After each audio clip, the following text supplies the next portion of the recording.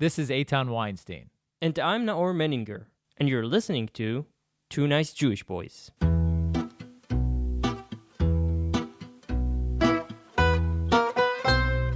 This podcast is made in collaboration with the Jewish Journal. Check them out at jewishjournal.com.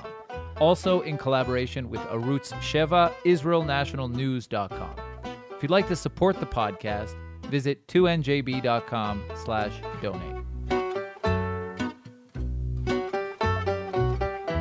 Let's say you're a 16-year-old Israeli teenager who likes computers and knows how to write some code. The day comes when you get a very important envelope in the mail. Not email, but your actual mailbox. This is called Tzav Shmoneh, draft notice number 8, and it'll determine your fate for the next 5 to 20 years. Now, assuming you're a 16-year-old computer geek, you know exactly where you want to end up in the IDF. The 8200 unit, Shmoneh Mataim. 8200 is a secret-ish unit in the IDF's intelligence division. Its main purpose is to conduct telecommunication reconnaissance, aka sig-int, or signal intelligence. In recent years, 8200 has made a name for itself as the breeding grounds for some of Israel's leading entrepreneurs. A lot of people think of it as a ticket to success in life. And indeed, many of its alumni are snatched up by high-tech companies and startups right out of the gate. But having been trained by the IDF in such confidential techniques, these veterans face a serious dilemma. Where do you draw the line between personal advancement and treasonous activity? Today, we're joined for the second time by Dr. Ronen Bergman, who recently published a series of articles in Yedioth Aharonot about veterans of the 8200 unit working for shady companies, sometimes even working for ones that are engaged in hostile activity against the state of Israel. Dr. Ronen Bergman is a senior political and military analyst for Yedioth Aharonot and the New York Times. He's the author of Rise and Kill First. As you can see here, the Rise and Kill First, the secret history of Israel's targeted assassinations, which has recently been sold to HBO for development as a TV series. He's been a guest lecturer at countless universities, including Princeton, Yale, Oxford, and Cambridge, where he received his PhD in history. We are super thrilled to be joined by you today. Thank you so much. Thanks. Thanks again. Welcome again to my house. Pleasure to have you here. Before we get started, I want to tell you guys about our friends over at the International Robotics Camp for Girls 2020 in Germany. Over the period of a week or two in Germany, your kids will have the opportunity to explore the sciences and do some incredible stuff.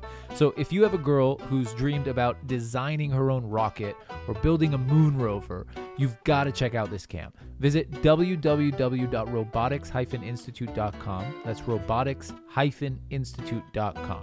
The camp started in 2018, and it's taking place at the Hamburg University of Technology in Germany in the summer of 2020.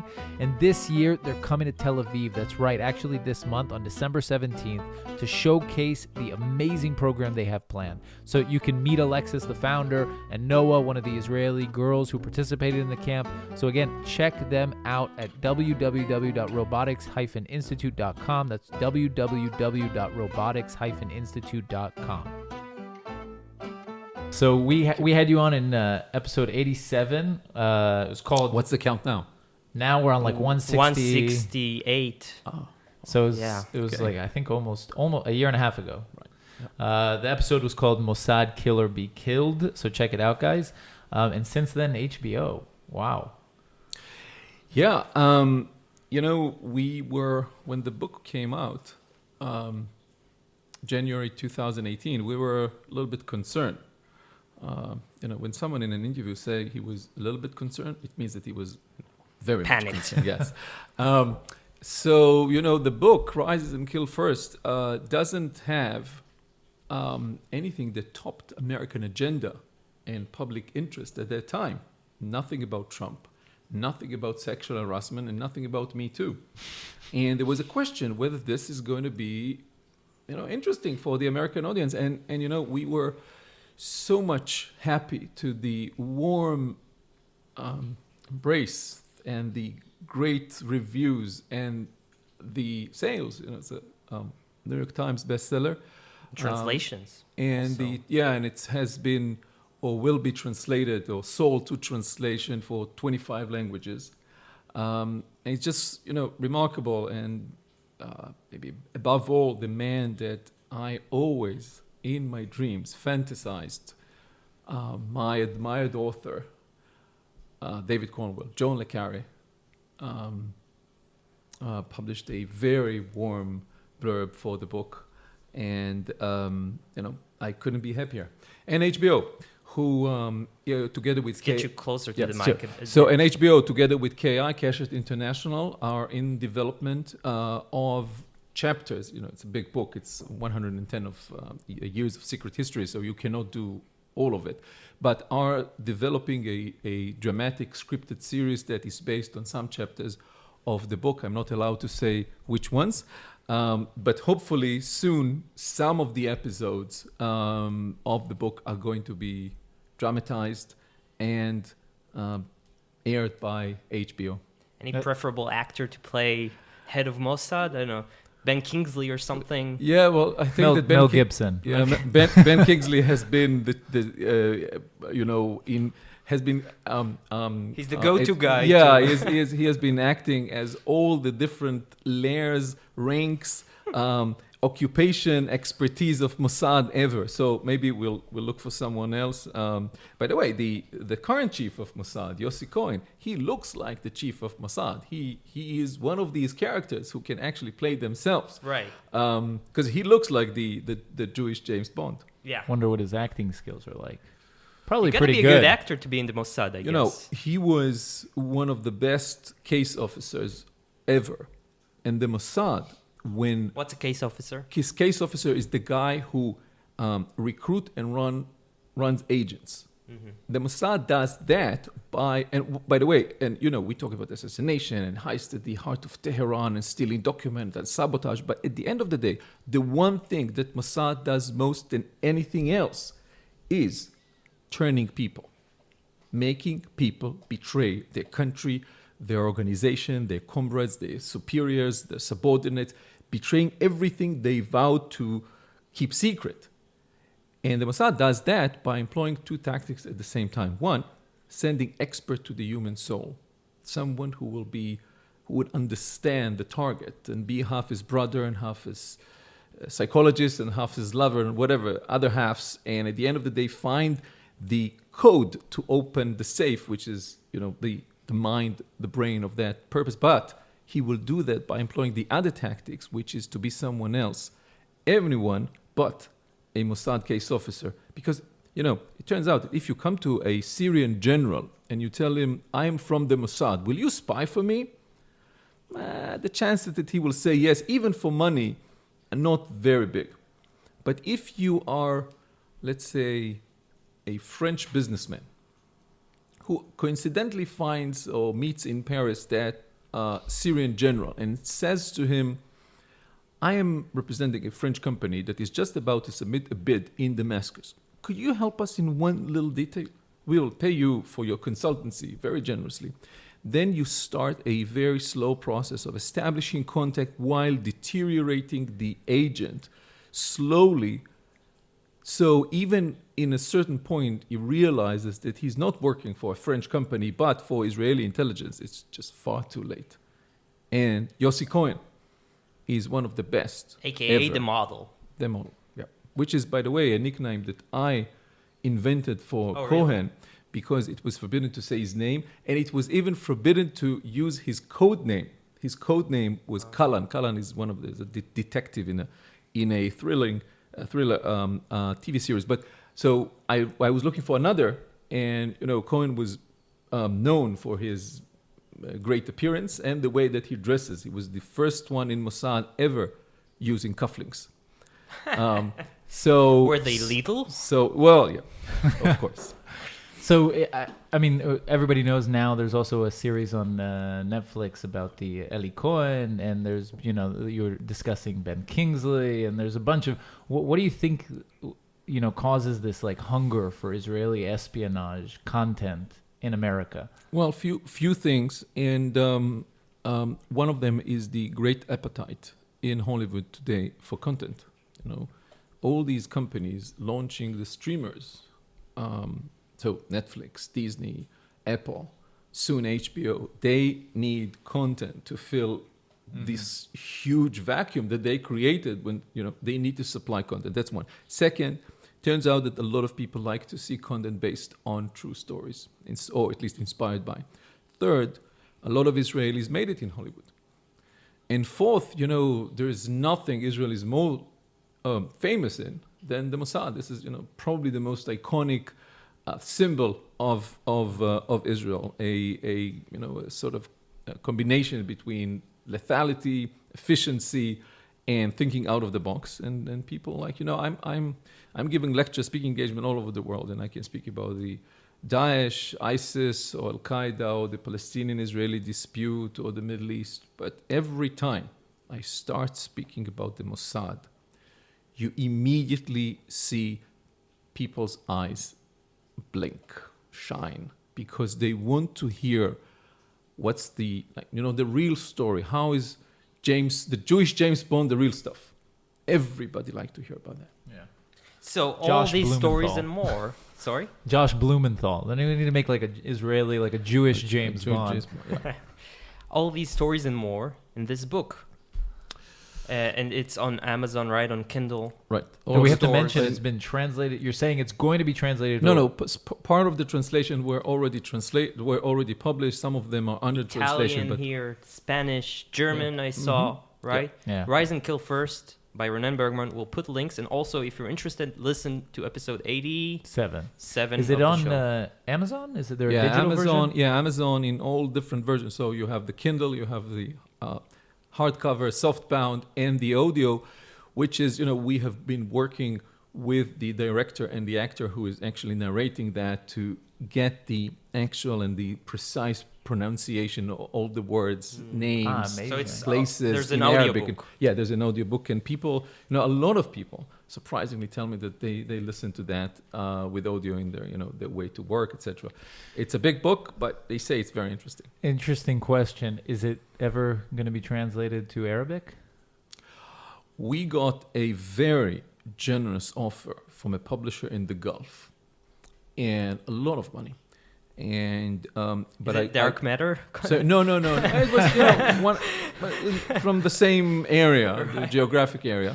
But we, when the agent in London sent me the contract, she said, "You're not going to sign it, in spite of the number." And then when I read, of course, I realized that what he said is that the publisher reserved himself the right to edit the book. And when the agent asked him, like, edit like what? He says, well, it's in Arabic. We cannot say about Palestinians that they are terrorists.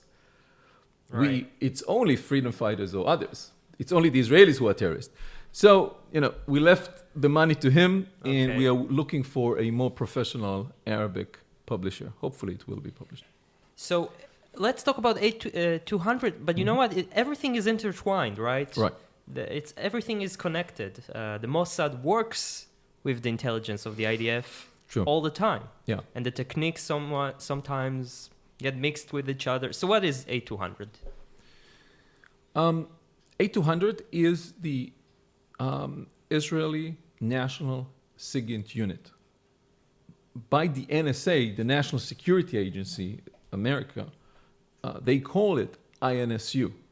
They don't call it Unit 8200, just for simplicity. So the acronym in their internal writing is INSU, so Israel National SIG-int Unit. SIG-int is signal intelligence, Right. which is basically the collection of intelligence through electronic means, through the electromagnetic realm.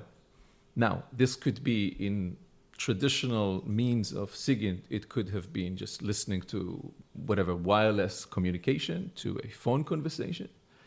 And of course, when much of what we do transformed to be part, like through the internet and in text, and much less on voice or voice over IP, like I assume your Like WhatsApp your calls. show, yeah, or WhatsApp, then much of what SIG-int contains was transformed into the internet or cybernetic space. And Unit 8200 is the main unit at Israeli intelligence, and by the way, it's the biggest unit of all, one single unit of all Israeli intelligence, all Israeli military, all Israeli defense establishment. This is the biggest unit of all. But we can't say how many people. It's well above 10,000. It's bigger than the whole Mossad. It's bigger than the whole Shin Bet, the domestic national security agency. So it's huge. Because the capacity that they need in order to look into the signal traffic of the adversary, so the Arab countries, Iran, Hamas, Hezbollah, is huge. And it's also, as you indicated, the mother of startup nation. Mm-hmm. By the way, if there's a mother, there needs to be a father as well. So the other parents, the spouse, is another unit, less known, but not less, or in many cases not less important, and also with extremely profound impact on startup nation. It's called Unit 81. Now, there are other digits, 81 something, but I cannot say the other digits because it's classified. So we just call it Unit 81, which is the technology unit of the military intelligence brigade. And these together... How do they differentiate from 8200? So 8200 is in charge of acquiring, analyzing or dealing with the actual data. The content. 81 is more in charge of developing the technology with which 8200 would be able to deploy and collect the intelligence. Now, of course, they're overlapping, but let's say for the simplicity and the sake of our discussion, that both units are training and producing, I would say, a world state expert on offensive cyber. People would claim that these two units are producing or making the best offensive cyber experts in the world, which is also the reason why they are so wanted by anyone who is, in the private market, who is interested in developing offensive cyber. So what's I think we need to define a few things, because what's the difference between offensive and defensive cyber?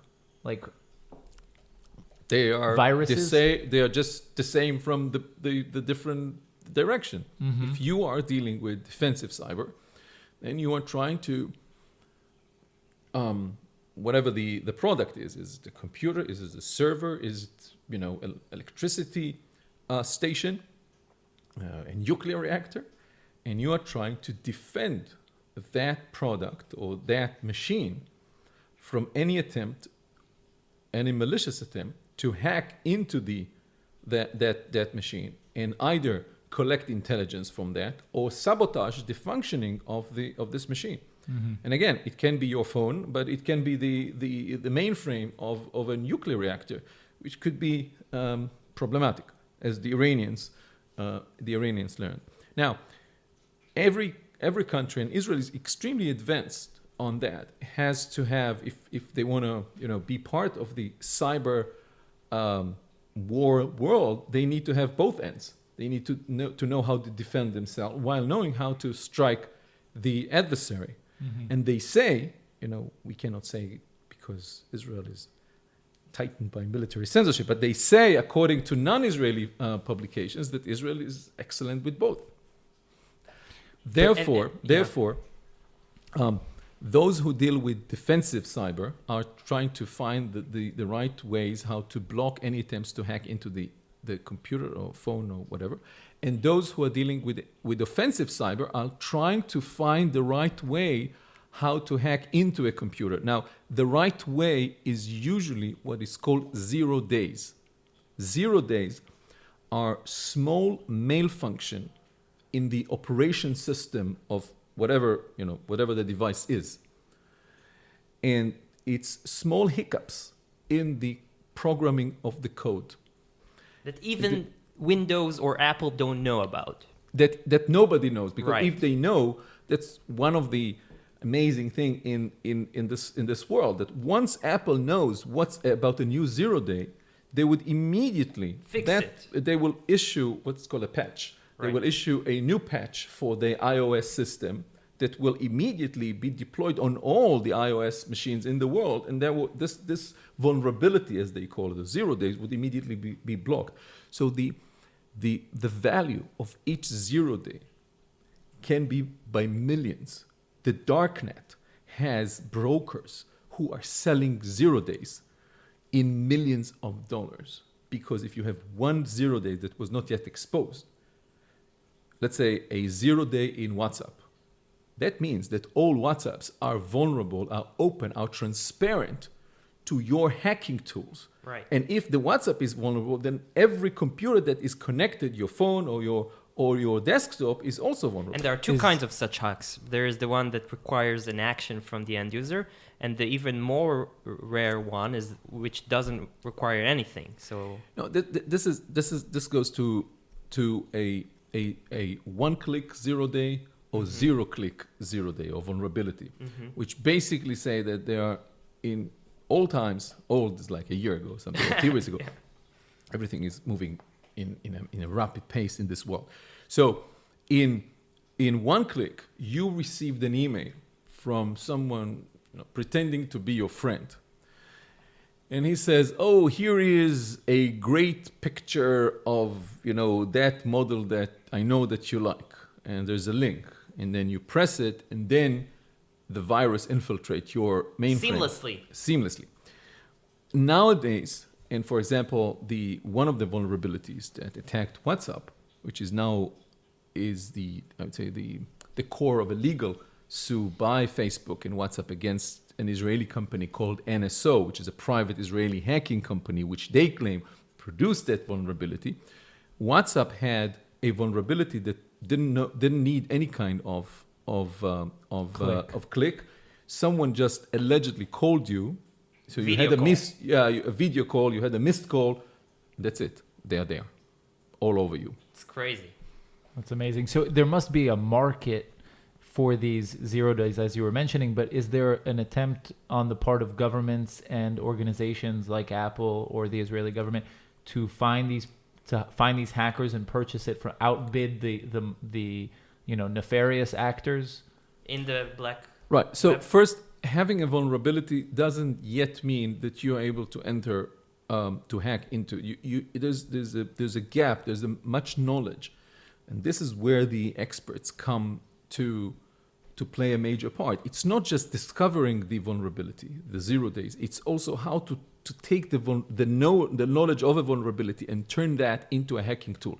It's not simple. Right. You need someone like veterans of 8200 who spent years in understanding these vulnerabilities and how to transform them into hacking tools. These are the people who actually did that, and this is why they are needed. Now, of course, Apple or Facebook or others, they are all looking for these vulnerabilities. Part of the companies or the entities are looking for the vulnerabilities in order to fix them, and part of them is in order to exploit them and go forward with developing these tools. But what I'm wondering is, does Apple or does the Israeli government try to seek out hackers, meaning people who find these vulnerabilities, and pay them to get it so that they can then shut it down?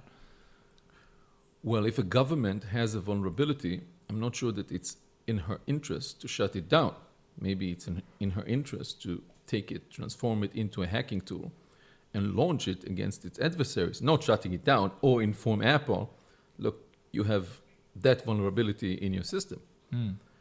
Maybe Apple should outbid. Yeah, Apple, of course, yeah. Google is paying bounties for vulnerabilities. They're paying a lot of money for that, exactly for this purpose, in order to block vulnerabilities on Android. I want to get back to our example, the 16-year-old geek from the intro. So he got the letter. He was recruited to 8200. He served there. He got a lot of experience in these areas we talked about. In many cases, that computer geek is already in school, taking classes that are financed and guided and formed by 8200. Meaning they are trying to, at school at 15. From the womb, they already. Yeah, from 40. It will be. They're educating one day the it will mother. be from the womb. But they are trying to locate the best computer geeks give them as much training and knowledge during school, so not waste their time during the military, and get them as ripe and as trained and as knowledgeable when they're 18 to be drafted directly into Right. the main corridor leading to be an offensive cyber expert. So It's like, eventually, it's like the nerdy version of Spartans, basically. They groom them from childhood. Right. Okay. so then this 16-year-old, he finishes his military service, and he gets approached, most probably by either NSO. There are other several companies, Yeah, right? Kandiro and others. Kandiro. It's not the only one. And what is the offer these companies make? So What's look, the deal?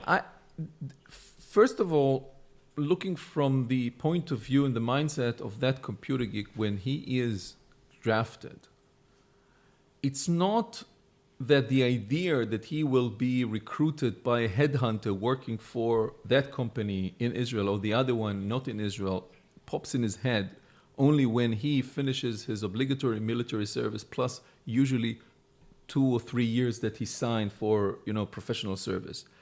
This is something he has in his mind or his mother's mind when he's already 18, even less.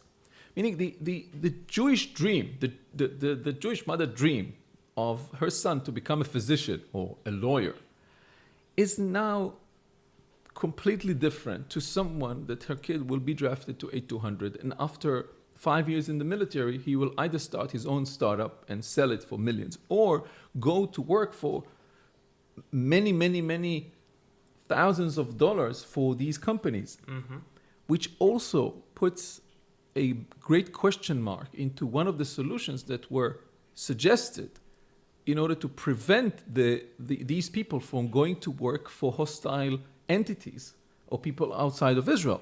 Because if you tell these computer geeks when they are 18, look, you're going to serve, you're going to be trained, you're going to become an offensive cyber expert, but know that after you finish your military service, you have some sort of like 2 or 3 years of time that you are forbidden from working in any of these companies. Which is logical, It's not, just to clarify, it's not the situation, right? No. It's just one a of the hypothesis, solutions yeah. that were proposed by some of the people who are very much concerned from the proliferation of military-grade cyber offensive knowledge to countries without any control of the Israeli Ministry of Defense. Now, if you tell that to that computer geek when he's 18, he will probably not go to serve. Right. So it would lower the incentive, but I mean, you can say there are plenty of opportunities within Israel. I mean, you could say you can't serve for a company that, in a foreign country. Right. Only Israeli companies. Yeah. So first, we must say that the companies working in Israel, these need to be under a quite rigid, some would say too rigid, quite strict, some would say too strict Regulation. supervision and regulation of the Ministry of Defense.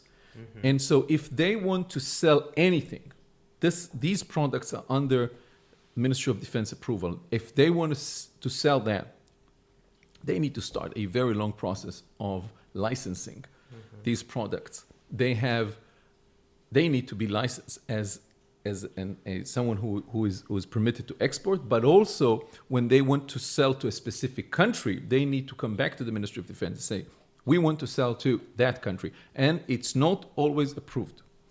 So on one hand, there is a regulation and that regime of supervision, but there is also a lot of criticism towards Israeli companies that under that regime and with the approval of the Ministry of Defense sold hacking products to countries that didn't just use them against pedophiles or children kidnappers or terrorists yeah. or organized crime.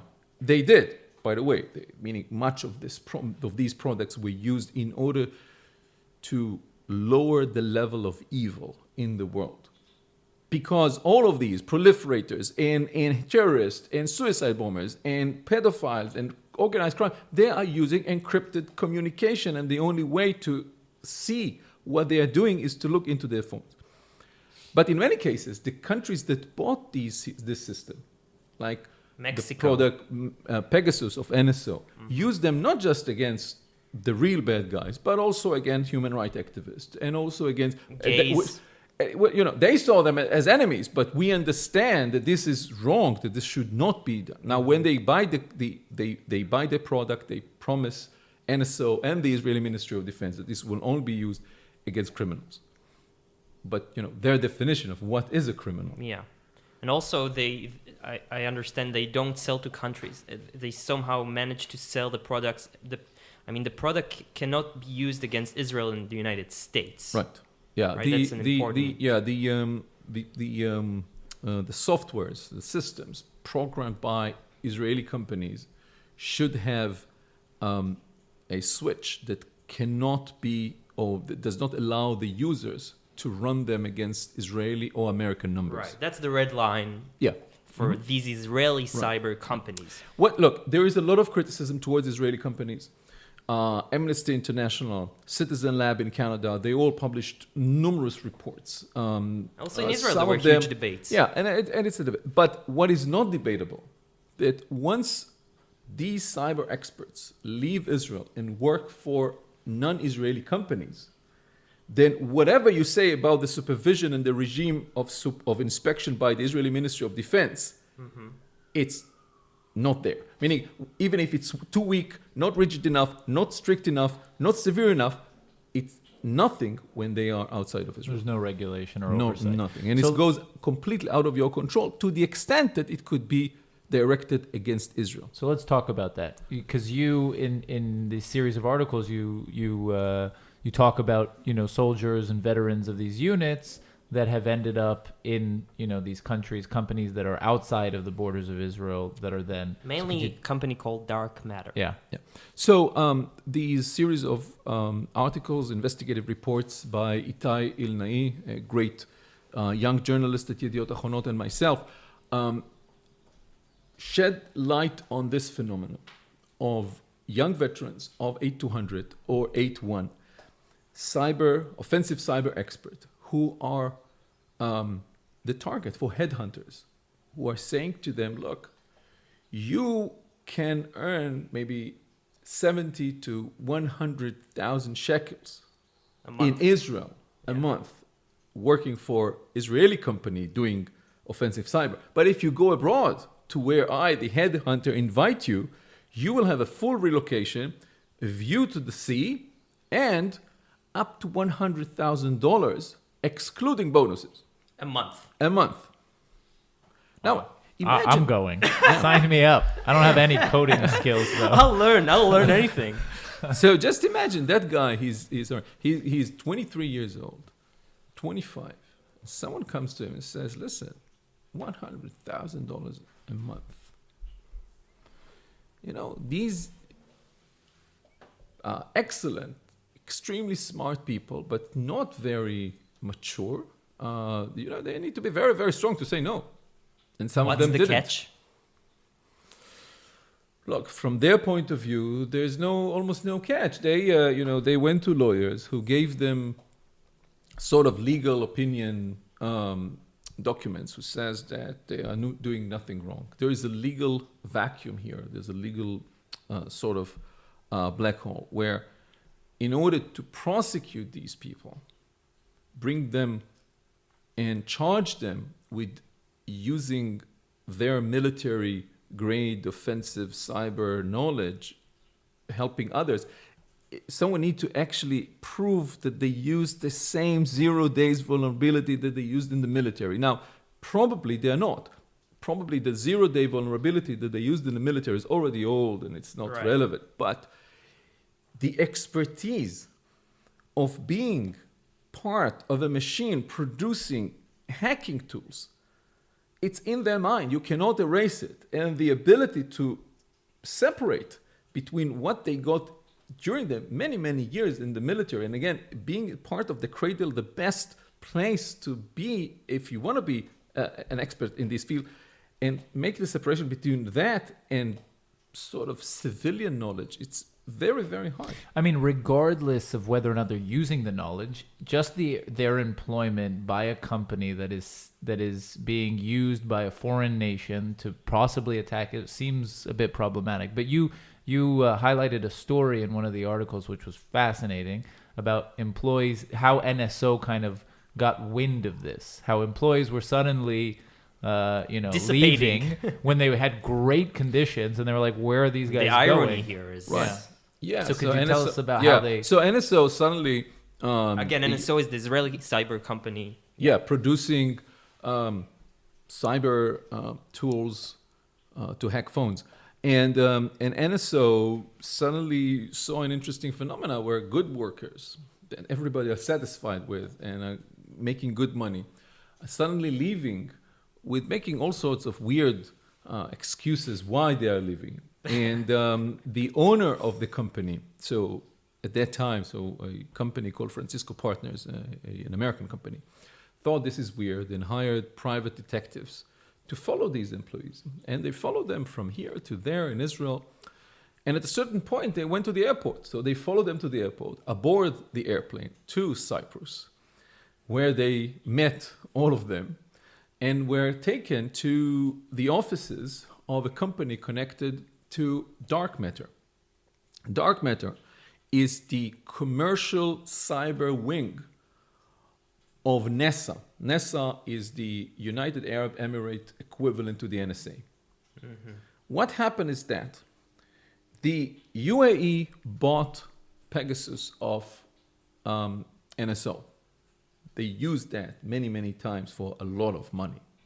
But it has few catches. First, they need to commit to NSO that they're not using it against human rights activists. Second, they cannot use it against Israeli or American numbers. Third, it's a token-based system. So in addition to the many millions of dollars they paid NSO, each target, each hacking of each phone is additional payment. At a certain point, they said, why should we pay all these foreign companies? We have so much money. Let's develop our own cyber wing and expertise. So they opened NESA, which was to supply their own cyber needs, but also to sell cyber product and so to compete NSO. And they wanted the best experts. So they turned to the NSA and hired a lot of veterans of the NSA. Money is not an issue for Money them. is not an issue. And they brought them to Abu Dhabi to work. The Israelis have problems with getting into Abu Dhabi. It's still a difficulty to get in Israeli. So they opened a center in Cyprus, and they recruited these former Israeli intelligence, some of them former NSO, who just resigned for a lot of money to work in one of company that is connected to them in order to develop vulnerabilities and hacking tools. But if Iran would open such a proxy private company and open in Cyprus a branch, and that would be treason. I mean, how is it not treason? Well, where is the red line here? Well, as I said, the law is the ability to enforce the law is very limited. So even if it was an Iranian company, they could still work there? Well, if it's an Iranian company, then the Iranian company should have been disavowed of the ability to work in Cyprus, because Cyprus is under the cyber inspecting regime of the European Union. And, so Russia, and like again, Iranian company in Russia. Yeah, but I'm looking at in another problem. If let's say that Dark Matter, which is a company belong to the UAE, that doesn't have diplomatic relations with Israel, but what complicates the whole thing is that they are running a very, very friendly secret relation with Israel. Mm-hmm. And Israel doesn't want to quarrel with them because we have other interest of collaborating with them on other things. Right. Let's say against Iran. Mm-hmm. And so it's the whole thing is extremely complex and mixed with political consideration. But let's say that the Dark Matter would sell a cyber product to Saudi Arabia. And Saudi Arabia would sell that to another company, and that company would, or that country would sell it to Iran. Right. It gets completely out of your control. So basically, it So seems weird. that the Israeli government says we're willing to pay this price because we have kind of relations under the table. We don't want to jeopardize those. But No. It's not Israel is willing to pay, because the case is not just about the UAE. And not just about dark matter. We are talking about a phenomenon of either foreign companies who are hiring Israelis or hiring former Israelis generals who don't want to be under the inspecting regime of the defense ministry and are moving abroad and opening their companies that are luring Israelis to go out. So there are companies belong to Israelis, and you could say, well, Israelis, so they know the limit. I don't know what limit they know. Meaning they are building their companies overseas in order to avoid the inspection and the licensing and the scrutiny of the Ministry of Defense. Mm-hmm. God knows what will they do with this knowledge. Can you give us a bottom line? Is it treason in your opinion? No, I don't think it's treason. I don't think that these people are treacherous in that kind. I think that they are nonchalant in that they give themselves explanations of why this is okay, why this is legal. I think that the question of legality, and I assume that most of them are falling under doing something legal, but I think that the legality is not the only thing that counts. And I think that 8200 maybe failed to educate these people, not just how to hack a computer, a mainframe, a nuclear reactor, or a phone, but also to educate that they are holding strategic tools. And these strategic tools should be preserved in Israeli hands only and be exported only when Israel allows it to be exported. I think that these people are looking the other way from the very dangerous possibilities that much of their knowledge, much of these strategic tools would be proliferated to other parts of the world, and God knows what would happen. And now the circle is complete, because once these people are in Cyprus, they're under the jurisdiction of the Mossad, I guess. Well, yeah, but again, but they are Israelis, and the Mossad doesn't usually deal with Israelis. And again, the Israeli Ministry of Defense received much of the material that was described in our stories before that, and they did very little. They did very little because this whole thing is extremely embarrassing and very, very complex. Wow, that's mind-blowing. It could be another TV series. Well, maybe.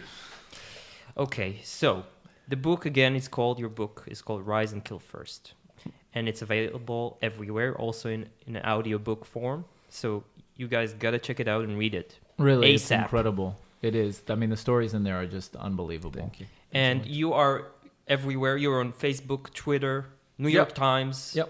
We'll put links. And I'm spending it now, because of all the things that you said, I'm spending like 30-40% of my time in America, 20% elsewhere, and the rest here in Israel. And you give lectures in America, so Yes. if a Jewish community wants to have you, they can approach you, right? Yes, indeed. Okay. We're collaborating with the Jewish Journal.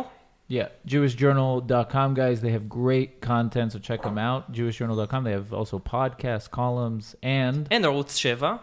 We're also published there, so check them out at israelnationalnews.com. They're also on Facebook at Arutz Sheva. And we're also everywhere, guys. You find us on Instagram, Facebook, YouTube, and wherever we accept you get donations. your podcasts. So we please help us out. donations, 2njb.com/donate. And that is it. Thank you so much. Thank Great you. again. Thank you, Really, Dr. thank Bergman. you so much. I Bye, hope guys. to see you sooner than in a year time. Okay, and Yes. good luck with when the TV show's out. Okay, we'll do. Okay. Bye. Bye, guys.